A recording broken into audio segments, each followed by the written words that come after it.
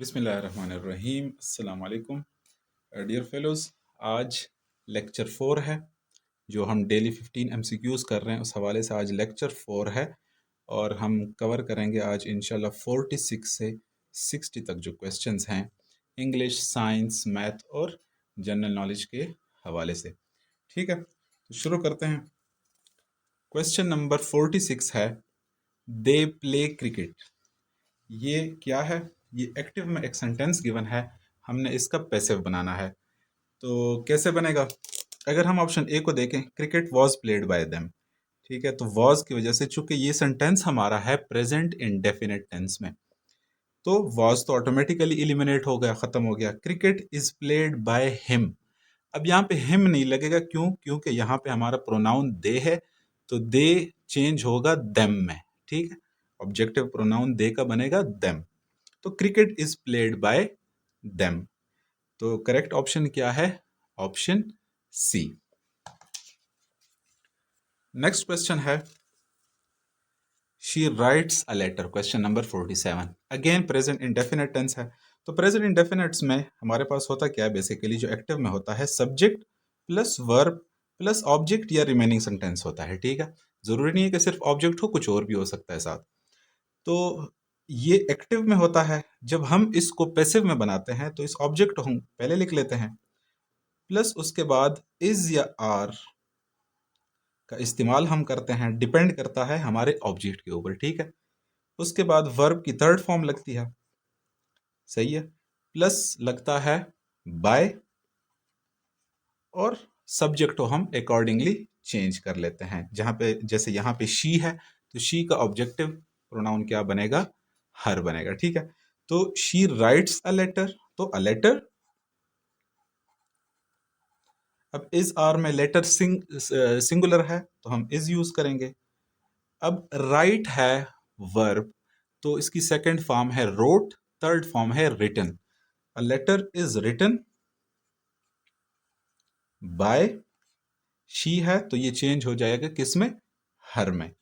तो a letter is being written by her. I guess lecture number 1 में मैं करवाया था। ठीक है, present continuous is being use होता है प्रेजेंट कॉन्टिन्यूअस के लिए। A letter is written by him. ठीक है, अक्सर लोग क्या गलती कर जाते हैं, अ लेटर इज रिटन यहां तक बाय के बाद आगे नहीं पढ़ते, इधर ही डिसाइड कर लेते हैं और इसको फिल कर लेते हैं। गलती, आपने सेंटेंस कंप्लीटली पढ़ना है। तो a letter is written by him, him नहीं हो सकता, क्यों? क्योंकि यहाँ पे शी है। अगर ही होता तो फिर हिम कर सकते थे। तो a letter is written by her, तो कौन सा ऑप्शन ठीक है? Option C. नेक्स्ट क्वेश्चन देखते हैं। अब इसी प्रेजेंट इंडेफिनिट टेंस को मैं साथ साथ टेंसेस भी बताता जाता हूं। ठीक है, जब प्रेजेंट इंडेफिनिट टेंस को हम नेगेटिव सेंटेंस इसका लिखते हैं, तो किस तरह लिखते हैं? अगर तो सब्जेक्ट हमारा सिंगुलर है, जैसे ही प्लेज क्रिकेट, ठीक है, तो सिंगुलर के साथ वर्ब के साथ चूंकि एस ई एस का इजाफा होता है, तो इसको हम जब नेगेटिव करेंगे तो ही डज नॉट। अच्छा, कुछ लोग डज के साथ फौरन नॉट लिखते हैं, ये भी गलत है, स्पेस देना। He does not play, plays खत्म हो जाएगा, प्ले बन जाएगा क्रिकेट। अब ये सेंटेंस तो बन गया। अब इसको जब हम, ये एक्टिव में है, पैसिव में बनाएंगे तो क्रिकेट, जैसे ही प्लेज क्रिकेट तो cricket is played by him, तो इधर क्या हो जाएगा? Cricket is not played by him. और ऐसे ही अगर यहां पे दे होता, तो दे फिर एस नहीं लगता वर्ब के साथ, दे प्ले क्रिकेट, तो फिर क्या होता? They do not play cricket, तो cricket is not played by them. तो they do not play cricket, cricket is not being played by them, continuous sentence है, गलत है। Cricket is not played by us, us तब correct होता जब यहां पे वी होता, तो cricket is not played by them, option C correct है। नेक्स्ट क्वेश्चन देखें, ये भी एक्टिव वॉइस पैसिव वॉइस में से है। अब इसमें मैंने she does not sing a song, तो a song is not sung by her, sing, sang, sung, third form क्या होगा? Sung. A song was not sung by her, तो वॉज हो गया, गलत है। A song is not sung by her, ये ठीक है। यहाँ पे हिम है तो ही होता तो हिम ठीक होता, लेकिन शी है तो क्या आएगा? हर आएगा। तो कौन सा ऑप्शन ठीक है? Option B. मैथ्स के कुछ क्वेश्चन देख लेते हैं। क्वेश्चन नंबर 50 है, 0.3x।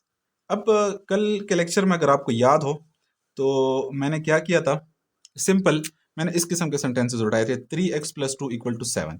तो आज मैं डेसिमल वाले सेंटेंसेस उठा रहा हूँ।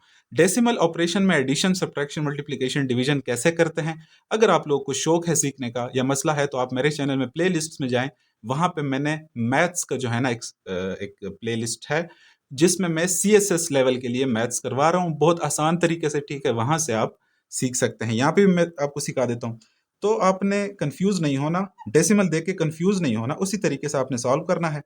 इक्वल 0.8, तो ये कांस्टेंट नंबर है, उस साइड पे चेंज हो जाएगा, तो 0.3x इधर ही रह गया। 0.8 - 0.2, तो इसको जब मैं माइनस करूंगा तो इससे आ जाएगा 0.6। उम्मीद है ये सब्ट्रैक्शन आपको आती होगी, अगर नहीं आती तो आप कमेंट करें, मैं नेक्स्ट वीडियो में ये भी सिखा दूंगा। 0.3x आ गया। अब x को सेपरेट करना है तो 0.3 यहाँ पे डिवाइड हो रहा है, उस साइड पे क्या हो जाएगा, यहाँ पे मल्टीप्लाई हो रहा है, उस साइड पे डिवाइड हो जाएगा, तो 0.6 ओवर 0.3। तो ये सिंपली आप ये समझे कि ये 3 लिखा हुआ है, ये 6 लिखा हुआ है, क्यों, क्योंकि डेसिमल के बाद एक नंबर है। ये रूल्स में डिटेल में उन वीडियोस में बता चुका हूँ, यहाँ पे मैं बताना शुरू कर दूं तो वीडियो बहुत लेंथी हो जाएगी। तो सिंपली 1 और 2, तो x = 2 आ जाएगा। तो करेक्ट ऑप्शन क्या है, ऑप्शन बी। नेक्स्ट क्वेश्चन देखते हैं। अब ये कुछ जो क्वेश्चन आगे आ रहे हैं इनको आपने बहुत गौर से सुनना है, ठीक है। अब मैं कुछ नंबर्स जो हैं उनकी टाइप्स शुरू करवा रहा हूँ, हमारे पास डिफरेंट टाइप्स के नंबर्स होते हैं, उनको समझने की कोशिश करते हैं, ठीक है। बेसिकली अगर नंबर्स को हम देखें तो नंबर्स कुछ हमारे पास रियल नंबर्स होते हैं, कुछ हमारे पास कॉम्प्लेक्स नंबर्स होते हैं। आपने घबराना नहीं है, ठीक है, मैं आराम आराम से आपको सिखाता। कॉम्प्लेक्स नंबर्स क्या होते हैं, जिसमें आयोटा आ जाता है, ठीक है। आयोटा इक्वल होता है √-1 के। इन पे डिटेल में मैं आपको बताता जाऊंगा। रियल नंबर्स को देखें, नंबर लाइन है कोई भी, ठीक है, उसके ऊपर 0 यहाँ पे, -1, -2, इसी तरह 1 और 2। अब रियल नंबर्स फिर फर्दर डिवाइड होते हैं हमारे किसमें, कुछ इंटीजर्स आ जाते हैं, ठीक है। इंटीजर्स क्या होते हैं, जैसे ये वाले नंबर हैं -1, -2, 0, 1, 2, ये जो होल नंबर्स हैं हमारे, ये इंटीजर्स होते हैं, चाहे नेगेटिव में हो, चाहे पॉजिटिव में हो या 0 हो। अब 1.5 है तो ये 1 और 2 के बीच में है, तो ये इंटीजर नहीं है।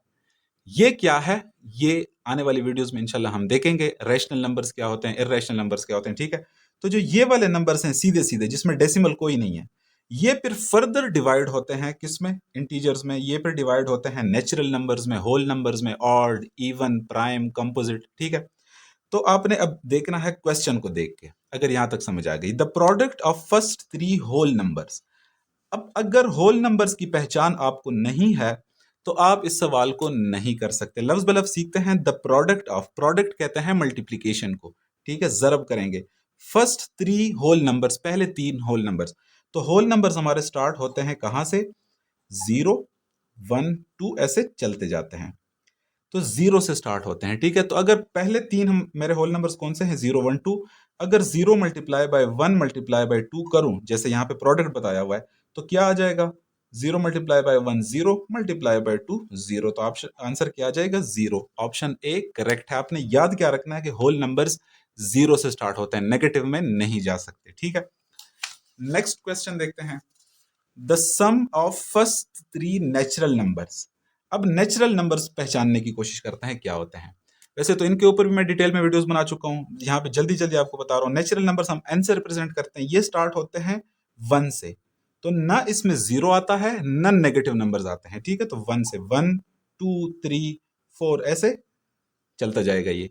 तो पहले 3 नेचुरल नंबर्स को अगर मैं सम करूं, ऐड करूं, तो क्या आएगा, 1 + 2 + 3, तो 1 + 2 3, 3 + 3 6।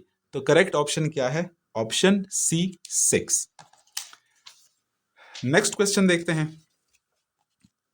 ऑड नंबर्स कौन से नंबर होते हैं। ऑड नंबर्स हम उन नंबर्स को कहते हैं जो 2 पे डिवाइड नहीं हो सकते विद रिमाइंडर 0। जैसे 3 है, 3 2 पे पूरा पूरा तकसीम नहीं हो सकता। इसी तरह 1 है, इसी तरह 5 है, 7 है, जितने भी ऐसे हैं, तो ये जो 2 पे तकसीम नहीं हो सकते उनको ऑड नंबर्स कहते हैं। तो odd numbers can not be divided by 2। तो कौन सा ऑप्शन करेक्ट है? Option B. अब ऑड नंबर्स के हवाले से एक बात याद रखें, अक्सर लोग ऑड नंबर्स को 1 से स्टार्ट करते हैं, 1, 3, 5, 7, 9 ऐसे चलते जाते हैं। याद रखिएगा कि इसमें नेगेटिव नंबर्स भी हो सकते हैं, -1, -3, -5, ठीक है। जीरो ऑड नंबर नहीं है, जीरो इवन नंबर है, ये आपने याद रखना है। तो इवन नंबर्स कौन से होते हैं? जो कि कैन बी डिवाइडेड बाय 2, ठीक है। अब हर एमसीक्यूज इस तरह हम नहीं कर सकते, तो अब ऑड नंबर्स वो होते हैं जो 2 पे तकसीम नहीं हो सकते, इवन कौन से होते हैं? जो 2 पे तकसीम हो सकते हैं। अगर मैं 0 से स्टार्ट करूं तो 0 भी इवन नंबर है, 2, 4, 6, 8, ऐसे ही यहाँ पे -2, -4, -6, ये सारे भी इवन नंबर है। ये आपने याद रखना, एमसीक्यूज में अक्सर ये पूछा जाता है कि 0 क्या है, ऑड है या इवन है? तो 0 इवन नंबर है, ठीक है। नेक्स्ट क्वेश्चन देखते हैं साइंस से। अब कल वाली वीडियो में हमने थोड़ा सा देखा था कि हम जब लिविंग थिंग्स हैं इनको कितने उसमें डिवाइड करते हैं, किंगडम्स में 5 में करते हैं, animals, plants, algae, fungi, bacteria. फिर एनिमल्स में हमने देखा था कि कुछ वर्टिब्रेट्स होते हैं, कुछ इनवर्टिब्रेट्स होते हैं। तो the animals which do not have backbone, जिनकी रीढ़ की हड्डी नहीं होती, उनको क्या कहते हैं? उनको हम कहते हैं इनवर्टिब्रेट्स, ठीक है। तो ऑप्शन बी करेक्ट है। नेक्स्ट क्वेश्चन है, the animals which give birth to the young ones and feed them milk are called। अब जो वर्टिब्रेट्स हैं, एनिमल्स के अंदर वर्टिब्रेट्स और इनवर्टिब्रेट्स हैं। फिर इनवर्टिब्रेट्स को अगर हम फर्दर क्लासिफिकेशन इनकी देखें तो इनमें कुछ होते हैं मैमल्स, बहुत आसान तरीके से बताता हूं, कंफ्यूज नहीं होना। कुछ इनमें होते हैं रेप्टाइल्स, कुछ होते हैं एम्फीबियंस, ऐसे ही बर्ड्स, ऐसे ही फिश, ठीक है। और कौन से होते हैं? आई होप यही है, ठीक है। तो मैमल्स कौन से जानवरों को कहते हैं? उन जानवरों को कहते हैं जो बच्चों को खुद जन्म देते हैं। जैसे इंसान है, औरत है, बच्चे को जन्म देती है। ऐसे ही काऊ है, गोट है, हॉर्स है, जितने वो खुद बच्चों को जन्म दे और उनको फीड भी करे, फीड मतलब मिल्क भी उनको दें, तो उनको क्या कहते हैं? मैमल्स कहते हैं। याद रखना है आपने, ठीक है। रेप्टाइल्स क्या होते हैं, एम्फीबियंस क्या होते हैं, ये अगली वीडियोस में इंशाल्लाह सीखने की कोशिश करेंगे। आपने मैमल्स का याद रखना है।